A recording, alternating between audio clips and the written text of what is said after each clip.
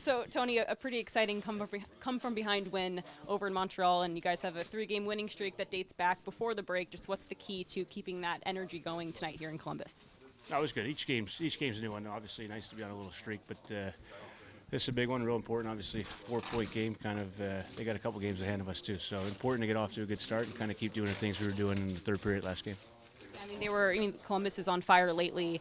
Just what's the key to stopping a team that's getting a roll going there? Well, they got a good team, but I think we've kind of been, they could be saying the same thing about us, obviously. So more worried about how they're going to try to stop us than us stopping them. We got to keep playing the way we have been and play our same way. And like I said, each game's a new game. But if we stick to what we're doing, we're confident in the results going to come. Speaking of confidence, the team's overtime record this season, 7-0. Just what's been the key to, of course, you didn't have a lot of possession in Montreal, but still got the job done. But overall this season, what's been working in overtime? Roki and Rudy have been great, obviously, in overtime, big saves when we needed them. And then, obviously, we've been opportunistic with the chances we have gotten with the Pajot goals. Shafe's had a couple, Bo's had a couple. So we've been defending it pretty well. We're not giving up great A's, even when they have it. Like a lot of time, Montreal, they were on the outside last game. So doing a good job. And then when we get our chances, we're finishing. So it's a little bit of luck sometimes, but it's been going in our favor, so we'll take it. From your vantage point on Pajot's overtime winner, when you see Holmstrom getting the work done in the D zone to get the puck loose for Pajot there, just Holmstrom does a lot of things that are kind of sneakily good that help the team. Just what can you say about his contributions? His what? His contributions. I'm sorry. No, he's, you probably hear it all the time. He's one of the more underrated guys in the league. I say the same thing about Pelly, but Homer is right there. He's a great player. He does everything. He kills penalties for us. He's on the power play. He scores goals. He kind of does a little bit of all of it. So great play by him. He wins the battle in the corner, and then nice little touch to get it off the wall. Perfect. But that's not really a surprise from us for Homer. It's just it's a normal play for him. So Homer's been great for us. Finally, I want to ask you about Schaefer. It's kind of hard to find he breaks new records every single night, but when you see a kid 18 years old have the hockey IQ that he does, the personality he does, and his goals have such impact, timely goals being down 2-0, getting 2, just, how big has his development been? What have you seen from him maybe in September compared to now? No, you can't say enough. You guys hear the same things all the time, and I'm sure you're saying them, but it's at 18 years old to find, the way he's playing at 18, there's really no way to talk about it other than he's going to be a true elite top, maybe top defense in the league in the short term. So he's so impressive to watch, and his confidence is like it's not even like anything's going on. It's another day, and he just goes about like that second goal he scored. It's his speed coming around the zone, and then he holds on to it. A lot of guys probably would have slung it in on net. Might have just flung it coming off the wing. He holds it, and he comes back. A lot of guys probably would have just thrown it again down the thing. He cuts back again, and he uses the guy as a screen. He just does things that you don't see very often at that age. Yeah. And finally, we're in Columbus. I'm curious, how loud is the cannon here for you guys on the ice? Yeah, it hits pretty good. It's not a huge scare anymore, but it still gives you still know it's coming. When you know it's coming, obviously it doesn't scare you. But for new guys coming in, if it's their first game playing there, I can see it. I can see it shaking somebody. So it's a good crowd here to be big game, obviously lively game. So we look forward to that though. It's a lot better than when there's a crowd not on the road, not doing anything. So it's energetic. So, of course, a really exciting win for your group in Montreal the other night. And you had that really important play in the D zone, getting it loose for Pajot to score the overtime winner. Just take me through your perspective of what you saw on that play. No, it was just like a 50-50 off the draw, and I was able to win that battle, and I saw Pajot taking off and just trying to get it to him. So, and he made a hell of a move and scored. The team's confidence in overtime and the shootout this season has been a lot stronger than last year. Of course, being a perfect 7-0 this season in overtime. Even in Montreal, didn't have much possession, but still got the job done. What's been the key to that confidence and that success in overtime this year? Yeah, no, I think it's just a matter of play. If they have the puck, you got to play defense, and when we have the puck, we got to be strong in it and keep it and try to possess it and then try to attack as well. And it's just 3-on-3 is kind of, I don't know what to call it, but it's, there's a lot of chances out there, and you got to be able to bear down and score. How important is, when you play 3-on-3 hockey, like your vision on the ice? Like, how different does it feel 3-on-3 versus, 5-on-5? Yeah, there is 4 less guys out there, so it's a lot of space and a lot of chances to take it to the net and create, and same for the other team. So there's a lot of chances both ways, and I think we've been doing a good job of playing on the right side defensively and then putting the puck in the net as well. Getting back into action here, played a game. Like, how did it feel after being off for 2 weeks? And you had some good practices in there, but did you shake off the rust early, and just how did the group kind of get it together as the game wore on? Yeah, I think it was like expected. Trying to get into game tempo and game speed, and a little rusty at the start, but I thought we did a great job in the second and third, especially to get it going. And finally tonight, a big matchup, a 4-point game playing Columbus, a divisional opponent. They're on fire recently. What's the key to taking down the Blue Jackets? Same thing as against Montreal. We got to play with speed. We got to be solid defensively, and we got to really be physical out there as well on the forecheck and stay on their D. And they have a lot of speed and a lot of skill, and we got to try to match that, and then be strong offensively as well. So a pretty exciting win for your group on Thursday in Montreal. I want to ask you just about the confidence this team has going into the second game after the break. Yeah, we know what type of game this is. It's a huge game for us. So I think, we just got to continue off last game and, build what, kept us in that game and ultimately got us the win, and just keep building on that. I want to ask you about your line. Just what's been the key to the consistency you guys found as a trio?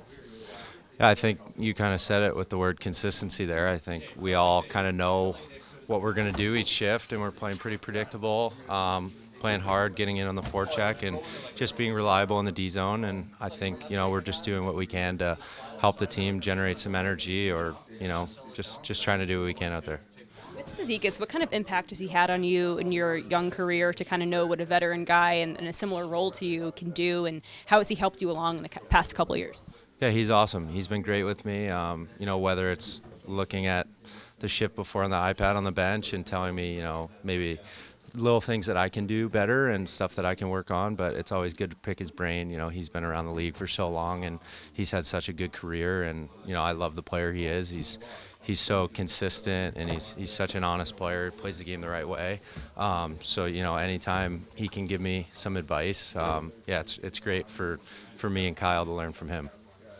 And Patrick has always kept your line together, for the most part, pretty consistently this season. How does that help with communication? And I bet you kind of know where they are, and they know where you are on the ice, and that kind of thing. Yeah, I think, he's talked about trust with us, and, having us out there sometimes it's against the other team's top lines. So, we're just doing what we can out there to help the team, tilt the ice and ultimately get the edge when we're out there, which is what we're trying to do every shift. When you look back and reflect on being in the NHL, it's been a little over a year now. What have you learned? Because your game has been super consistent from the first game you played up, like last January, a bunch of hits in the game. But what have you learned, and what's changed about maybe your mindset or the physical, mental side of things for you? Yeah, I think for me the mindset stays the same. You got to treat every shift like it's your last, because you can't really make mistakes out there. It could end up in the back of the net or hurting you. So I think just playing the same way every night, trying to do the right things that got me here, and not trying to steer from the player I am. Talked about some load management for Bo Horvat, but he's on the ice this morning. Just what does it say about his work ethic, and also what did you think about how he performed on Thursday in Montreal? I thought he was really good. Coming off, such a high stage event. It's nice. It was nice to see him play the way he played. Solid 200 feet game, who he is, and winning big face-off. Obviously, his ice time has increased a lot from the tournament to last game. But you know what? He's an important player. He's a great leader on our team, and that he's playing. It's important for our team. What have you seen from his line mate Matthew Barzal lately, and that line in general since Pally joined? Barzy's gotten points now a little consistently. Oh, yeah, I think that first of all, Barzy's been playing really good hockey. I know he's been playing right wing, but since we put him there, it seems like it was an easy adjustment for him. He's skating so well. Sees the ice well, and obviously, playing with Bo. They like to play each other, and they connect really well. And having a guy like Palat on the left side who has experience and play with guys like Kucherov and Point in Tampa Bay, so I feel like it's helps them. In a way that coming back in the D zone. I mean, going to the net and having that experience and having the skills to play with these guys. I feel like it's a really good line. How different is the process of kind of integrating Palat been, just given the Olympic break and the sort of just hecticness, how hectic the last month or so has been for him compared I'm to... sure it was, yes. Well, first of all, he played really well for Czechia in the Olympics. I mean, it was pretty impressive the way he played there, and played mostly with Pasternak, and I thought they were playing really well together. So, but you're right. I mean, there's been a lot going on for him, but I mean, he's a veteran. I mean, he's been in this league for a long time, and he's a 200 feet guy, a bit like Bo. So, I mean, I think that's coming here. It's a pretty easy adjustment, and quite honestly, I mean, there's not a big difference between the way we're playing and what Tampa is playing. So I don't think it was a huge adjustment for him in that regard. How did Carson Soucy, how is he fitting in so far? I feel like he's playing really well with Maisie. I mean, they click well, and I feel like they're communicating a lot on the ice, and seems to me that they're good partners, and they'll help us against different lines, and it's nice to have these guys playing together. What do you think about the overtime goal, Pajot, Holmstrom's role in that, and getting the puck loose and getting it down the ice for him? Holmstrom does so many things that maybe go unnoticed or, kind of sneakily good. Just what can you say about his hockey IQ and development this season? I just love the way he's been playing this year. I mean, last year, I mean, he had a really good year, and this year is the same thing. I mean, he just keep, playing the same way, and obviously that was a big play by him on the wall. I mean, there was a big face-off by Pager to win that draw against Dano, and having him making the play and throw it, down deep by the glass and giving a chance to Pager to go on a breakaway. It was a phenomenal play. We've talked all year about, you want to keep experimenting with the lines and moving them around. Do you feel like maybe what you have now can stick for a little bit, or is it going to be? Could be.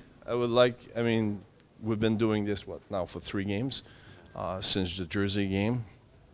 So but we're playing well right now. So, I mean, there's no feel for change at this moment. But if we feel like we need, we'll do it. But at this moment, I like the way they're playing. And I spoke to Kyle this morning about this penalty at the end of the third period. I mean, want to make sure that he's taking care of his stick. But other than this, I love the way we're playing.